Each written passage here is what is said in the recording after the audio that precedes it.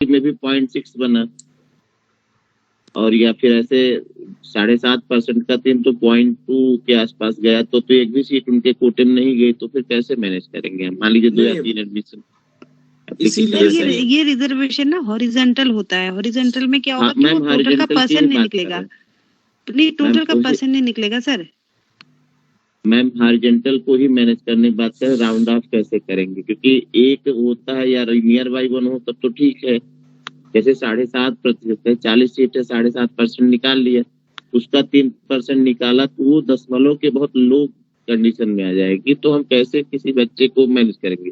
या सबको हम अगर नेक्स्ट पूर्णांक ले लें तो कई सारे बच्चे हो जाएंगे, तो दूसरे लोग प्रभावित हो जाएंगे, तो फिर वो वहाँ पे उनका भी राइट गड़बड़ाएगा ना। तो ये रेशियो मेंटेन करने का किसी पे पूछ रहा हूँ, अगर क्वेश्चन क्लियर हो गया हो तो सर लोग बताएं। हाँ, क्वेश्चन क्लियर हो गया सर। इस पे हम लोग लास्ट में चर्चा करेंगे कि डिफरेंटली एबल्ड पे मैं आग्रह करूंगा आदरणीय वरिष्ठ सदस्यों से। अब इसके बाद जो है इसमें डिसएडवांटेज जो वीकर सेक्शन की जो है वो डेफिनेशन यहाँ पर दी हुई है कि डिसएडवांटेज ग्रुप में कौन आएगा और वीकर ग्रुप में कौन आएगा। उसके बाद नेबरहुड की बात है, ये हमारे परीक्षा की दृष्टि से ये भी बहुत महत्वपूर्ण है कि मेजर सिटीज और अर्बन एरिया में 5 किलोमीटर का रेडियस प्रिस्क्राइब है इसमें, और उसके अलावा जो है 8 किलोमीटर का रेडियस रेडियल डिस्टेंस होनी चाहिए, और हम इसकी अंडरटेकिंग भी लेते हैं।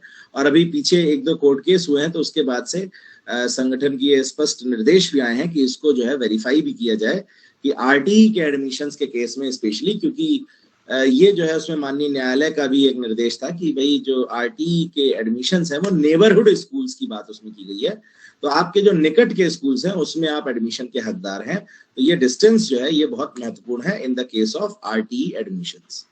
तो इसमें जो है पहले ये बात नहीं लिखी होती थी, पहले यही लिखा होता था कि a self declaration in writing from the parent about distance, और इस बार ये भी इसमें लिखा हुआ सब्जेक्ट टू वेरिफिकेशन। तो एडमिशन जो है वो क्लास 1 में ऑनलाइन मोड से भी करने, और जैसा कि सर ने अभी बताया and for other classes it is offline.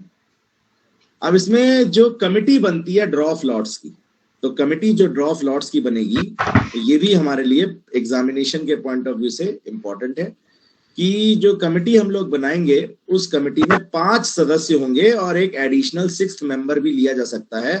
Class 9 से 12 तक के बच्चों में से किसी को हम ले सकते हैं, लेकिन ये 5 तो मैंडेटरी हैं, जिसमें प्रिंसिपल जो है वो कन्वेनर होंगे, एक टीचर मेंबर होगा जो प्रिंसिपल नॉमिनेट करेंगे, 2 पेरेंट्स होंगे इसमें जिनमें से एक लेडी होना कंपलसरी है, और एक पेरेंट का आरटीई कैटेगरी के उसमें से होना कंपलसरी है, और एक वीएमसी मेंबर जो कि माननीय चेयरमैन जो है वीएमसी के वो नॉमिनेट करेंगे। ये जो कमेटी है वो लॉटरी की जो भी डेट होगी उससे कम से कम 5 दिन पहले हमें नोटिस बोर्ड पे डिस्प्ले कर देनी है।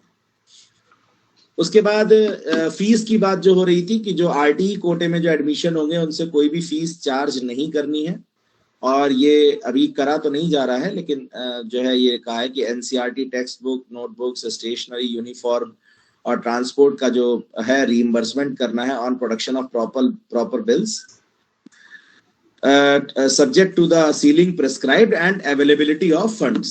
और एक बार बच्चे का एडमिशन हो गया तो वो जो है क्लास 8 तक आरटीई एंजॉय करेगा जहां भी उसका होता है।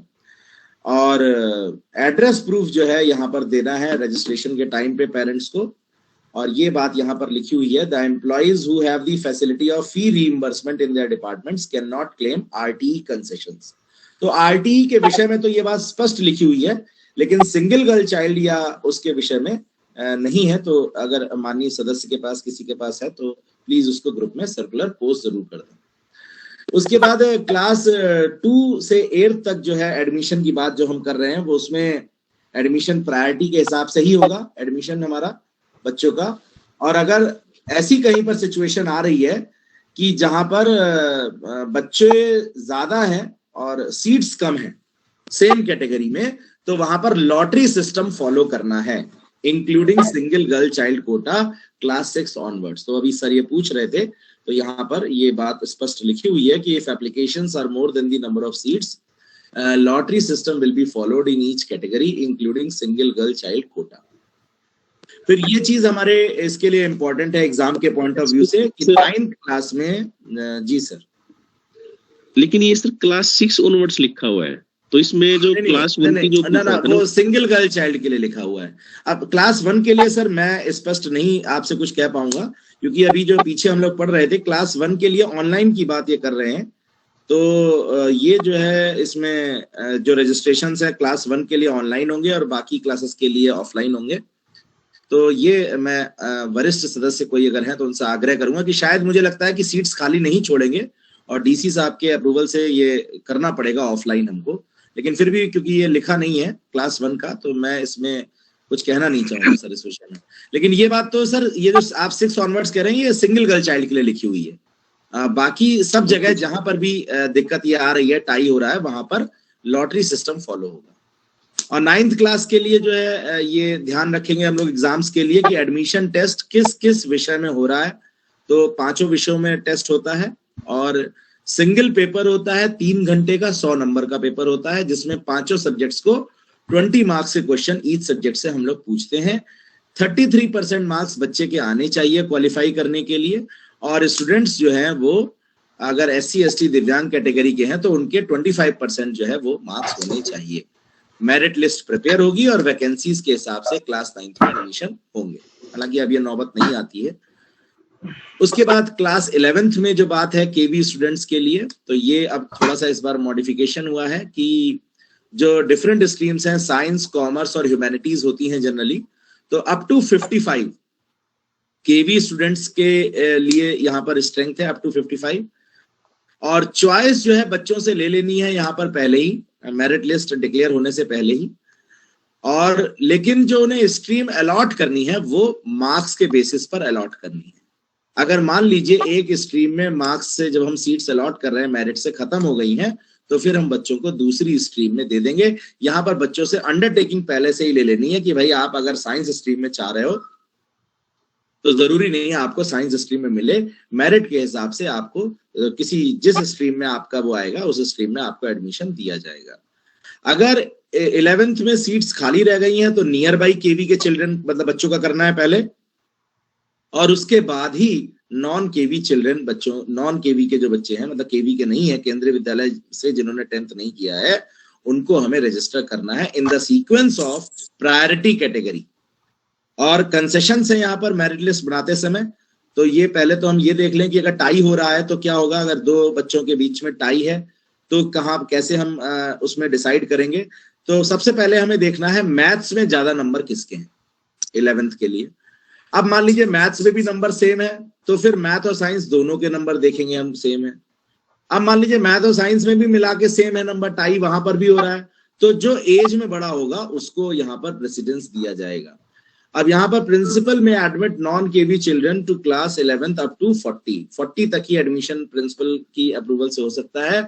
और उसके बाद जो है केवी चिल्ड्रन, अगर हमारे केवी के ही बच्चे ज्यादा हैं तो क्लास स्ट्रेंथ 55 तक रख सकते हैं, मतलब रिस्ट्रिक्ट करना है यहाँ पर। अगर 55 से ज्यादा स्ट्रेंथ आ रही है तो फिर इसमें लिखा है effort should be initiated to open additional sections. यहाँ पर कोई ऐसा भी बच्चा है मान लीजिए जो पिछले साल एलिजिबल नहीं था और इस साल वो एलिजिबल है एडमिशन के लिए, तो उसको जो है हम एडमिशन दे सकते हैं अगर हमारे पास वैकेंसीज रहती हैं। तो यहाँ पर इंफॉर्मेशन प्रैक्टिस जो है is an elective subject is offered to all streams, और इस तरीके से यहाँ पर कंप्यूटर साइंस, बायोटेक्नोलॉजी भी इलेक्टिव सब्जेक्ट हैं, ये भी हम बच्चों को दे सकते हैं। मल्टीमीडिया और वेब डिजाइनिंग भी जहां पर है उन्हें भी इलेक्टिव सब्जेक्ट के तौर पे दिया जा सकता है सभी स्ट्रीम के बच्चों को एज पर दी कंबाइंड मेरिट लिस्ट। ये कंसेशंस एग्जाम के पॉइंट ऑफ व्यू से इंपॉर्टेंट है हमारे लिए कि अगर बच्चे का SGFI में पार्टिसिपेशन है, NCC में A सर्टिफिकेट है, या रिपब्लिक या PM रैली में पार्टिसिपेशन है, राष्ट्रपति पुरस्कार है उसके पास स्काउट का, तो उसको 6% का कंसेशन देना है मेरिट लिस्ट बनाते समय। इसी तरीके से KVS का कोई इसका पार्टिसिपेशन है नेशनल स्टेट लेवल का, A सर्टिफिकेट है NCC का, बेस्ट कैडेट का है या राज्य पुरस्कार है, ठीक है, 7 प्रोफिशिएंसी बैजेस हैं उसमें, तो 4% का देना है। और इसी तरीके से अगर उसका पार्टिसिपेशन रीजनल या डिस्ट्रिक्ट लेवल पर है, A सर्टिफिकेट है, तृतीय सोपान है विद 5 प्रोफिशिएंसी बैजेस, या 10 डेज की एडवेंचर एक्टिविटी में पार्टिसिपेशन है, तो 2% का उसको हमें कंसेशन मार्क्स में देना है। SC ST OBC या दिव्यांग कैटेगरी के जो बच्चे हैं उनको हमें 4% का अपग्रेडेशन एग्रीगेट में देना है for the purpose of admission class 11th। यहाँ पर जो मैक्सिमम कंसेशन है वो 6% से ज्यादा नहीं होगा। अगर मान लीजिए एक से ज्यादा कैटेगरी में बच्चा आ रहा है तो केवल एक कंसेशन जो है मैक्सिमम एडवांटेज वाला उसको दिया जाएगा। ये सेम बेनिफिट जो है नॉन केवी स्टूडेंट्स को भी देना है। तो ये भी हमारे एग्जामिनेशन पॉइंट ऑफ व्यू से इंपॉर्टेंट है। इसमें हम लोग चाहें तो एग्जामिनेशन पॉइंट ऑफ व्यू से आर्टिकल 117 से 124 जो है चैप्टर 15 फीस एंड फंड्स, उसको भी देख सकते हैं कि ट्यूशन फीस के लिए कौन एग्जेम्प्टेड होता है, वीवीएन के लिए किसको एग्जेम्पशन मिलता है। तो ये भी हम एग्जामिनेशन के पॉइंट ऑफ व्यू से देख सकते हैं। और सभी के लिए बहुत बहुत धन्यवाद। राहुल जी बहुत बहुत धन्यवाद, आपने बहुत ही ज्यादा बढ़िया